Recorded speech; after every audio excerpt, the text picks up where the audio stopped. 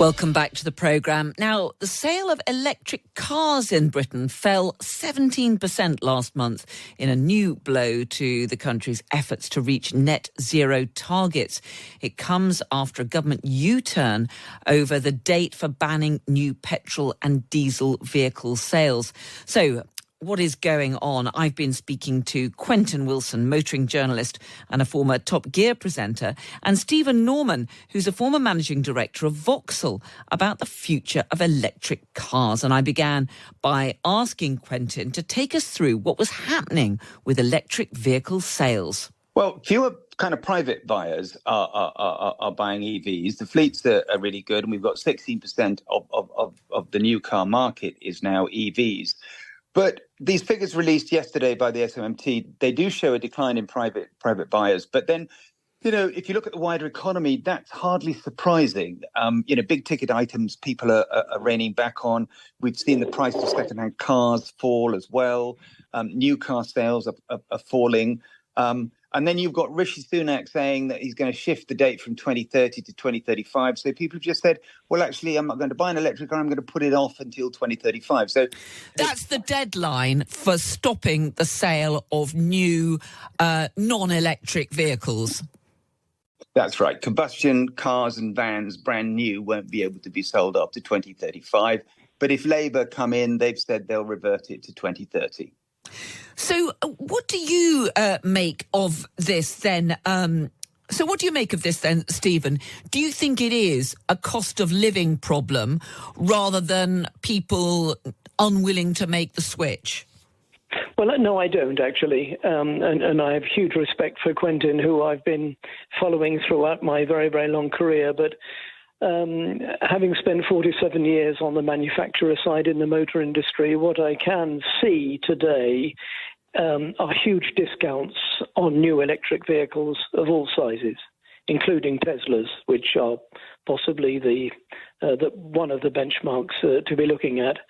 And in my long experience, when manufacturers are allowing retailers or are themselves discounting so heavily, it is because the natural demand for the product is wanting. Nobody naturally discounts their profit margin into the pocket of the customer.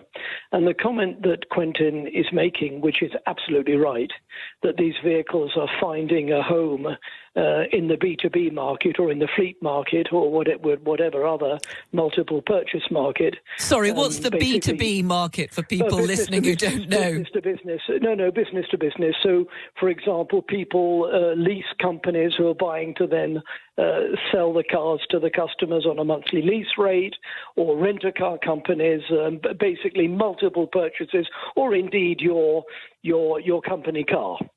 So just to put some figures on this, the average retail customer, private customer, who Quentin is rightly saying is not quite on the front foot today, is probably able to negotiate up to a 10% discount on a new vehicle, including an electric vehicle in Europe, whereas the B2B or the professional customer, the fleet customer, is able to negotiate up to 30%. So I think there is basically today a problem with natural demand for the product, and that, of course, is an entirely different question as to why that should be. Quentin, the government has said that the reason that it has delayed those deadlines for making sure that no more new petrol and diesel cars are sold is because of concerns about cost of living pressures on voters. And there are an awful lot of Conservative MPs, aren't there, concerned about the pace of the drive towards net zero. We even saw a rebellion in the Commons last night on this. Yeah, when you look at those figures who voted, it was 37 rebellion, presumably backbench Tories who voted against it. And I think about 396 who voted for it. So what exactly were they voting for then, these Tory rebels? So they wanted to vote against what's known as the Z mandate, which mandates that manufacturers must have set targets for making electric vehicles until 2030. They wanted to scrap this completely, sweep it away. And the rest of the House have voted to say yes, we want this because it's good for industrial policy certainty. And Stephen will tell you that car makers need industrial policy certainty so they can invest for the long term. The model cycles are 7 years in the planning. So they don't want the rug being pulled from under them. And neither do global investors who want to come to the UK, invest in electrification, but not have policy changes as the Prime Minister did in September. Stephen, let me ask you about that. Was it a mistake, do you think, for the Prime Minister to delay that deadline, to add further uncertainty in the minds of manufacturers about when that deadline was going to be reached? Listen, the European vehicle market for cars is around 18 million, of which the United Kingdom represents around 2.5 million. What the UK does in Europe is important, but it is not vitally important. So the UK moving from 2030 to 2035, and if, as Quentin says, and I personally hope he's right, that Labour reverse it back to 2030, these are manageable items. Now, there are a lot of commentators in the UK, and I obviously exclude this, Quentin, from this, who make a big song and dance about the difference between these 5 years.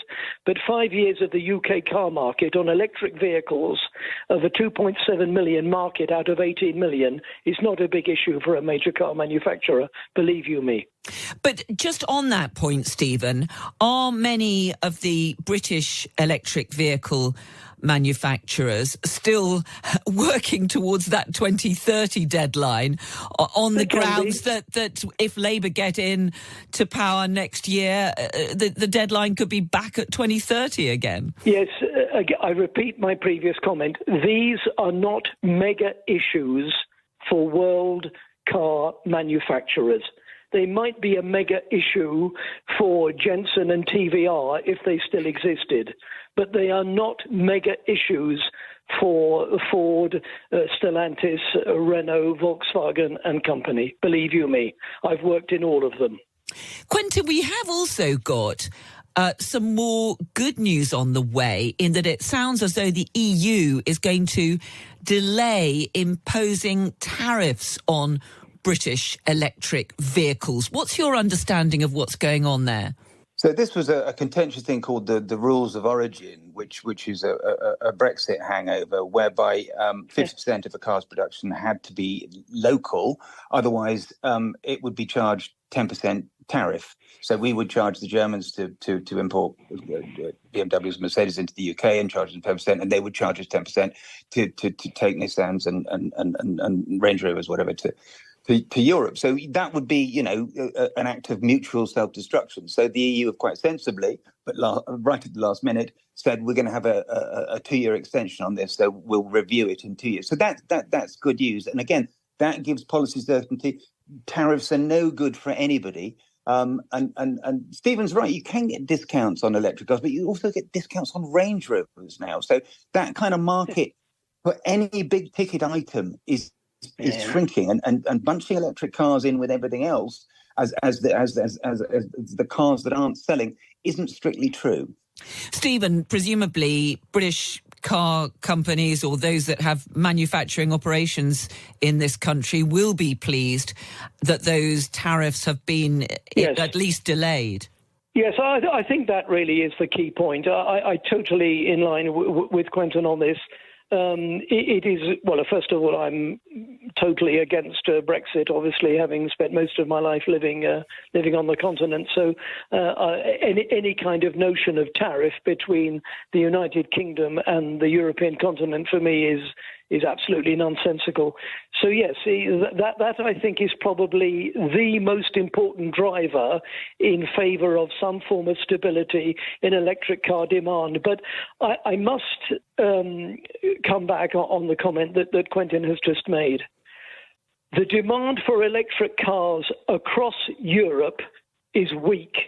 It's not just a UK phenomenon, and that worries me greatly. Now, my own opinion on this, which certainly Quentin will not share, is that the autonomy or the range of a medium to large size electric vehicle, with one or two exceptions, is sufficient for the customer to naturally desire to buy such a vehicle. Now, there are some people who want to spend their useful waking hours at Toddington services on the M1 whilst the car charges up, eating industrial food and drinking industrial coffee. But there are equally a lot of people who don't.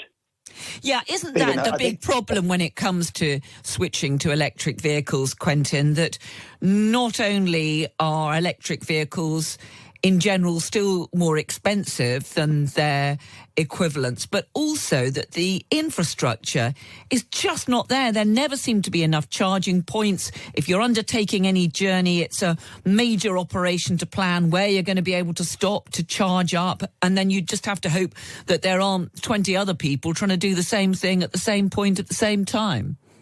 So in regards to pricing, if you look at the second-hand market, we've already got almost price parity between combustion and electric. And then if you look at the new car market, with those discounts that Stephen mentioned and a natural fall in prices, that's closing as well. The difference between a Tesla Model 3 and a BMW 3 Series, now brand new, it's about £1,000, whereas that used to be much, much higher because BMW put the prices up, Tesla have brought them down. In terms of range, most electric cars now will do an average of about 250 miles to one charge. Most people who own an electric car charge at night. So that's 80% of people are charging at night. So they don't have to hang around at motorway service stations. Stephen, I think, if like me, you drove an electric car every day of your life, and I've driven down to Devon today from the Midlands, 300 miles, and I did it in one, and I will charge, tonight and then drive back. Most people do about 17 miles every day in terms of journey. So this idea that we've got to have a car that does 500 miles in one trip without stopping, I don't think that's the case at all. There's 1.2 million plug-in cars out there, and people have folded them into their lives really, really happily. We don't hear their stories. We hear this worry that I've got to be able to do these enormous mileages on one charge, and it's not the case at all. Behaviours show that people don't need these massive ranges. And 250 miles, it's okay. It works for me. And, I've been driving electric cars since 2009 and have never run out of juice or found it difficult to charge. Stephen, just a quick response from you on that. No, I wish he were right. Obviously, the world is not full of Quentin Wilsons, and I'm very sorry for the motor industry that it's not, because he's a wizard at his job. I will move to electric after 47 years in the motor industry at the latest day possible. So for me, I shall be very happy to wait for the technology to catch up with what I consider to be normality. Stephen Norman, former managing director of Vauxhall, and Quentin Willson, the motoring journalist, speaking to me just a little earlier about the slump in sales and the future prospects of electric cars.